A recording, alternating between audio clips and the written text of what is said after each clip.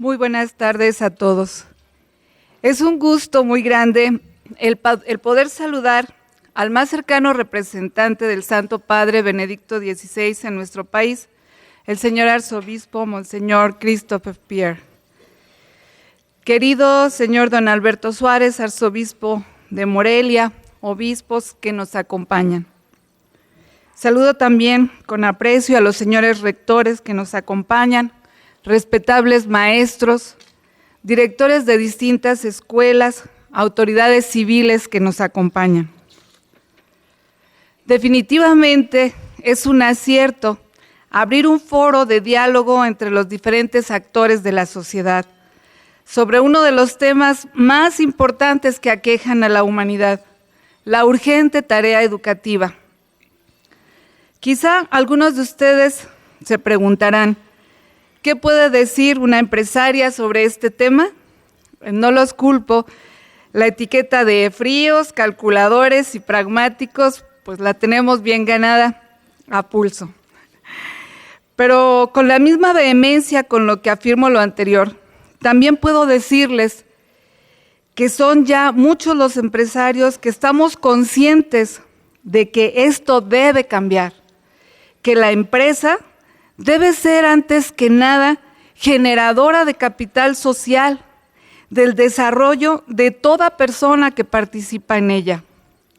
Desde el sector empresarial es claro que el problema fundamental de las distintas crisis que vivimos no está en los sistemas económicos o políticos, sino en el hombre, que es sujeto, hacedor y promotor de estos. Si el hombre mismo no tiene una claridad sobre su misión, su sentido y responsabilidad en el mundo, sus acciones serán equívocas, irresponsables, cortas.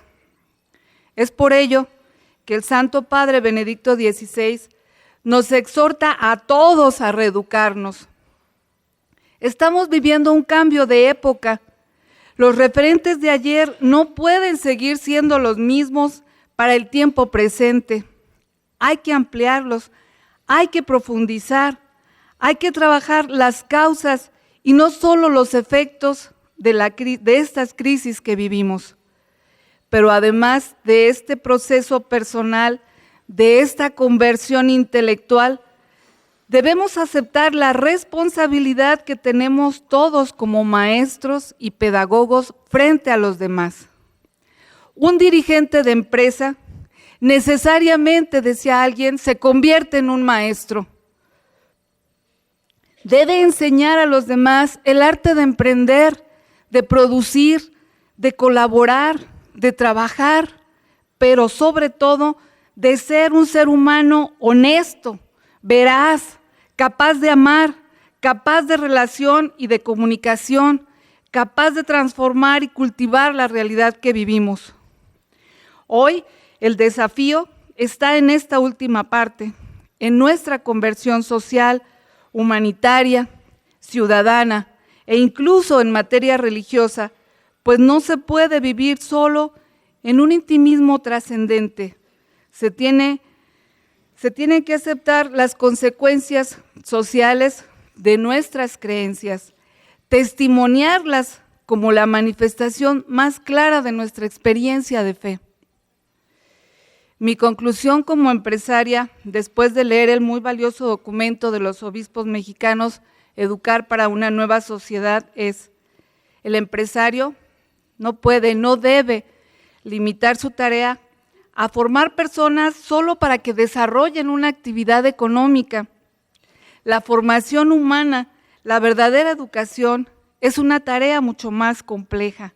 Se trata de ayudar a encontrar la razón de la existencia, el sentido de la vida de toda persona y su integración en una sociedad con un rostro más fraterno y justo, con ideales y valores medulares que la impulsen a una continua superación. ¿De qué sirve una gran preparación profesional cuando falta el sentido de la propia vida? La gran crisis de la educación actual manifiesta, en el fondo, el cansancio de una cultura marcada por el déficit de esperanza y de futuro. Estamos llamados a desarrollar las más altas facultades humanas, las propias y de las personas que colaboran con nosotros. Buscar la verdad, contemplar la belleza, como nos insisten los obispos en la parte 3ª y 4ª del documento, integrar una visión del mundo con un esquema valoral humano implica el poner en juego nuestras capacidades espirituales que deben ser tomadas en cuenta para que todo ser humano alcance su desarrollo de un modo integral sin dejar de lado ninguna dimensión de la persona. Me decía una persona que se dedica a contratar personal de altos niveles ejecutivos: los nuevos profesionistas vienen un tanto deformes. Algunos traen ambiciosas metas individuales, pero poca o nula capacidad de relación. Algunos tienen grandes ideales empresariales, pero no pueden ubicarse en una realidad difícil, compleja y que antes que otra cosa nos exige con frecuencia humildad para reconocerla y amarla. Algunos son deportistas extremos, sin embargo la condición solo es física, no va de la mano con su condición espiritual, que presenta fuertes síntomas de debilidad, de inestabilidad, de fragilidad frente a los problemas humanos. Finalmente, muchos de ellos tienen nula capacidad para resolver problemas y por ende son verdaderos especialistas en crearlos, los problemas, y vivir de él y en el conflicto. Por último, me decía, algunos son buenísimos para la tecnología, pero incapaces de preguntarse por cuestiones éticas o axiológicas, llegar a discernir el para qué y el porqué de las cosas. No cabe duda, los procesos, métodos, sistemas, pero sobre todo el profesorado y el alumnado, acompañados por sus respectivas autoridades, debemos cambiar de mentalidad. La educación nos exige mucho, tanto en el ámbito formal como no formal. Nuestra sociedad debe ser principalmente educadora. Desde la vida empresarial, los dirigentes de empresa podemos y debemos crear espacios de desarrollo humano. Tenemos una gran oportunidad en nuestras manos, ofrecer constantemente principios de reflexión, directrices de juicio y criterios de acción a la inteligencia y a la conciencia de cada uno de nuestros colaboradores, de cada proveedor o vendedor, de cada consumidor o competidor, con nuestro trato con las autoridades civiles, así como a la sociedad en su conjunto, con el fin de generar un verdadero discernimiento cultural entre lo que es bueno y lo que es malo, lo que es adecuado y lo que no lo es. Quienes estamos con la responsabilidad de estar al frente de una empresa, no podemos olvidar nunca que todos los bienes con los que contamos deben estar al servicio del desarrollo de la humanidad. Debemos ir más allá de las bardas de nuestras empresas, debemos contribuir a fortalecer a las familias mexicanas, portadoras de una gran experiencia de fe y humanidad a lo largo de nuestra historia, y que debe seguir siendo el pilar de toda educación, sobre todo en el respeto a la vida, valor tan mermado últimamente. La humanidad requiere rescatar urgentemente este valor, la dignidad humana de cada ser humano, de todo hombre, de cualquier hombre, de todos los hombres, como lo mencionaba ya el maestro Luis Roberto Mantilla Sahagún.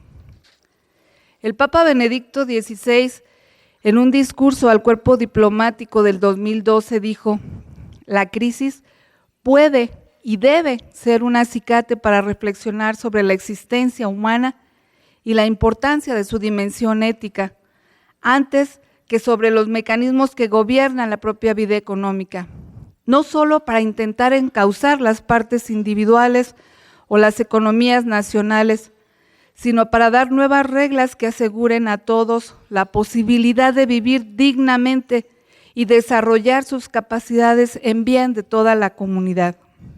Este es el asunto. El problema no son los sistemas económicos, sino quienes los operamos y cómo, bajo qué parámetros desarrollamos nuestra actividad empresarial en ellos.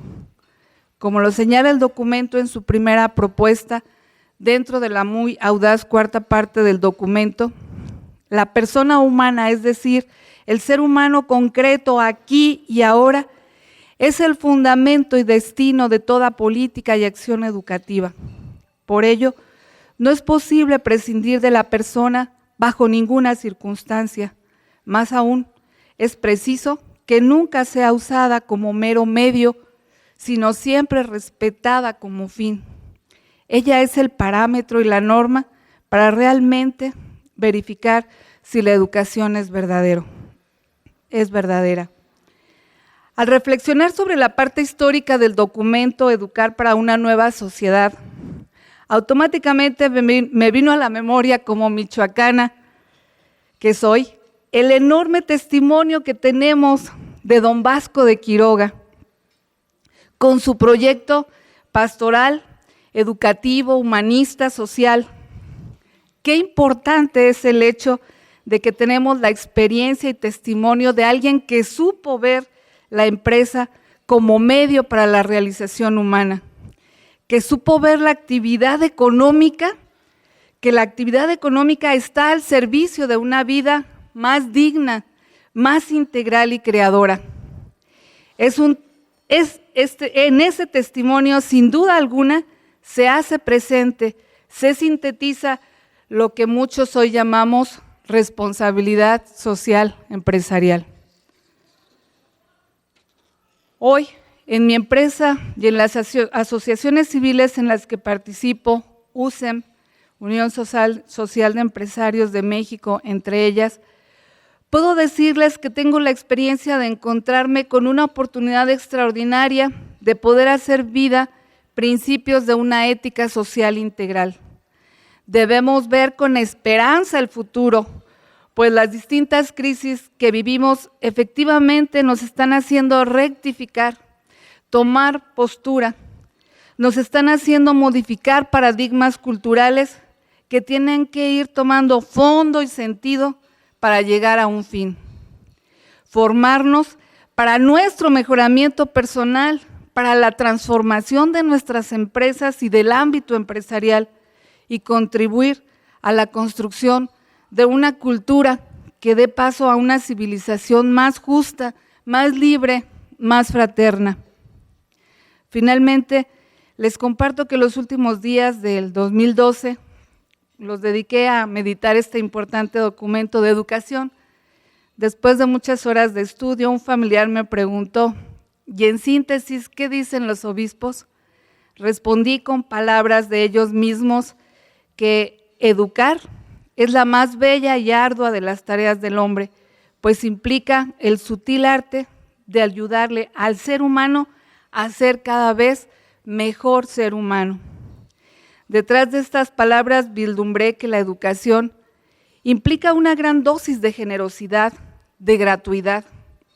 Para mi sorpresa, el Papa Benedicto XVI, en su mensaje mundial para la paz del pasado 1 de enero, que han llamado los teólogos una mini encíclica social, nos dice directamente a los implicados en la actividad económica, en el párrafo 5. Actualmente son muchos los que reconocen que es necesario un nuevo modelo de desarrollo, así como una nueva visión de la economía.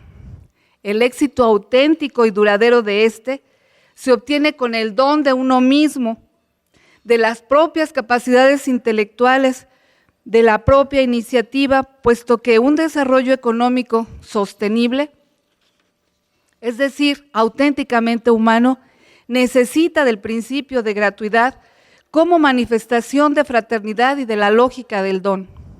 En concreto, dentro de la actividad económica, el que trabaja por la paz se configura como aquel que instaura con sus colaboradores y compañeros, con los clientes y los usuarios, relaciones de lealtad y de reciprocidad. Realiza la actividad económica por el bien común, vive su esfuerzo como algo que va más allá de su propio interés para beneficio de las generaciones presentes y futuras. se encuentra así trabajando no solo para sí mismo, sino para dar a los demás un futuro y un trabajo digno. Así es, necesitamos ser generosos, invertir todo nuestro talento en el bien, en la verdad, en el desarrollo. Tenemos al Divino Maestro que precisamente nos enseña a ofrecer la vida, a vivir en la lógica del don de nuestras personas. Les agradezco mucho su atención y me alegra mucho esta aportación del Episcopado Mexicano. Este documento es muy valioso y estamos llamados no solo a difundirlo, sino sobre todo a hacer un compromiso de hacerlo vida, hacerlo presente en nuestro país tan necesitado de paz, de solidaridad, de esperanza, de futuro. Muchas gracias.